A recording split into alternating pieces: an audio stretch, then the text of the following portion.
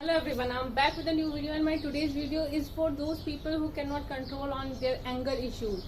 See, anger issues सभी में होता है, थोड़ा बहुत सबकी पर्सनालिटीज में एंगर होता है, but some people have in a higher level.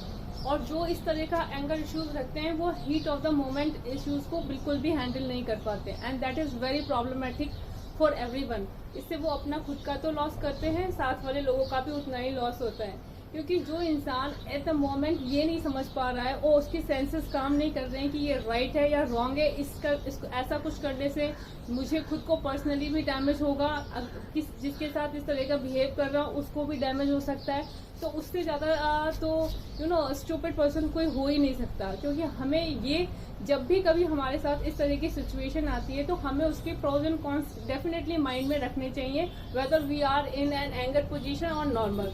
इतना सेंस हमें होना चाहिए. But if at the moment we are losing our sense और we are doing such a physical harming others, abusing others and doing the bad things for others is very shameful for any human being. Because हम लोगों में if we have a brain तो we have to use it properly. If someone is being nasty, we cannot go at their level. We have our standard, our limitations कि हम इस level पर ही जाके किसी से आर्ग्यूमेंट करते हैं. हमें लगता है कि वो इंसान हमको फिर भी ट्रैक कर रहा है किसी लोअर लेवल पे, so we have to stay away from such kind of people. क्योंकि आप उसके लेवल पे जाके और चीजों को गंदा करें उससे तो अच्छा है कि आप उससे अलग हटें. या stop talking to such kind of people. Being silent is the best answer to the fool. क्योंकि आप यदि मूर्खों से आर्ग्यूमेंट करेंगे या कुछ करेंगे तो definitely they want to drag you in such kind of the situation. So the smart person is that person who know कि who is the stupid, who is the real person to argue for any kind of the argument.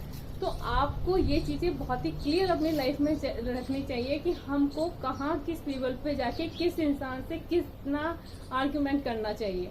यदि हम ये चीजें अपनी personality में लेकर नहीं आ सकते तो हम अपनी पर्सनैलिटी को बहुत ही नेगेटिव पर्सनैलिटी बना लेते हैं. और ऐसे लोगों से everyone want to stay away because no one want कि इस तरह का कोई इंसान हो जो कि अपने एंगर इश्यूज को कंट्रोल ना कर सके. तो आपको लोग because you are living in the society, आपके आसपास कई लोग ऐसे होंगे who want to drag you in such kind of situation. But this is your smartness how you stay away from such kind of the people. कुछ लोगों की आदत तो इतनी स्टूपिड होती है कि unnecessary they want to comment on you. बट आप यदि उसको उसी समय इंडल्ज होकर उसको रिप्लाई करने लग जाओगे तो वो उसको एंटरटेन होगा, वो इंसान उसे लगेगा मैंने स्टूपिडिटी करी और सब लोग उसको एंजॉय कर रहे हैं. तो ऐसे लोगों से stay away and don't talk और don't get involve into that कि आप उस लेवल पे इतना एंगर इश्यूज क्रिएट कर लें अपना कि आपको उसके साथ फिजिकल होना पड़े या कुछ भी इस तरह की चीजें होनी पड़े. क्योंकि वो चीजें आपकी पर्सनैलिटी को भी नेगेटिव बनाती हैं. तो मैं सभी लोगों से ये जरूर कहना चाहती हूँ कि आप में इतना इतना अवेयरनेस होनी चाहिए कि you know what is right for you, what is wrong for you. यदि आप अपने एंगर्स को कंट्रोल नहीं कर पा रहे तो आप सोचिए कि आप बहुत ही एक वीक पर्सनैलिटी की आप इंसान हैं और आपको इस पे काम करना जरूर चाहिए.